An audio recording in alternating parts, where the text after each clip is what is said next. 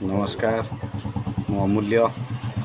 आज विजया दशमी परदिन एकादशी आम इंदाल ग्राम पंचायत बारगड़िया ग्राम रे गोटे बड़ दुखद खबर घटी। गोटे 3 वर्षर पिला जहाँकि फटोरू टी आपण स्पष्ट भाव देखिपार नथिबे। ए पिला जनक 3 वर्षर पिला विक्की मल्लिक जे कि आज गड़िया रे बुड़ी प्राण मृत्युवरण करछंती एवं से पिलार माँ जे कि आज डेलीवरी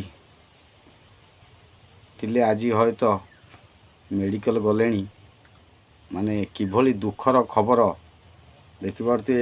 एम्बुलेंस रे से पिलार माँ बर्तमान मेडिकल जाउछंती। सेपटे पिलार शव केन्द्रापड़ारू फेरुची। गोटे माँ हिसाब रे से मार परिस्थिति कौन होउथिबो,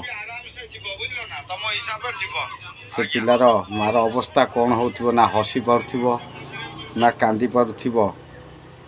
जोटा कि यही जगह देखि पारुथिबे ए पोखरी विजया दशमी परदिन एकादशी दिन एटा मो बारगड़िया ग्राम गोटे छोट पोखरी। यही पोखरी रे जो भली मृत्युवरण करछंती एवं सेपटे माँ तांकर मेडिकल जाउछंती। मु भगवान को डाकुची जहाँ तो हबार थिला हैला, किंतु से माँ एवं मार गर्भरे थिबा पिला जे पदा को आसीबा को तरतर अछि ताकू भगवान सुस्थ सहकारे माँ पिला को पुणी फेराई आणंतु।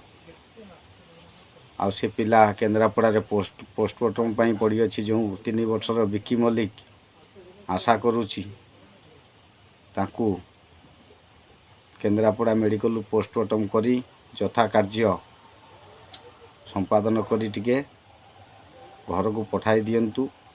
बहुत गरीब परिवार लोक, आर्थिक क्षमता समित किछि नाही। कौन हम कौन ना सेटा तो पर कथा, सरकार दायित्व सरकार बुझे।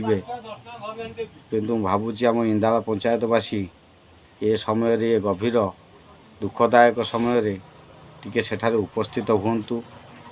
से परिवार टी को साहस सहित बचिबा पई टिके भगवान को निकट में प्रार्थना करंतु। जय छकना, जय इंदाल। नमस्कार।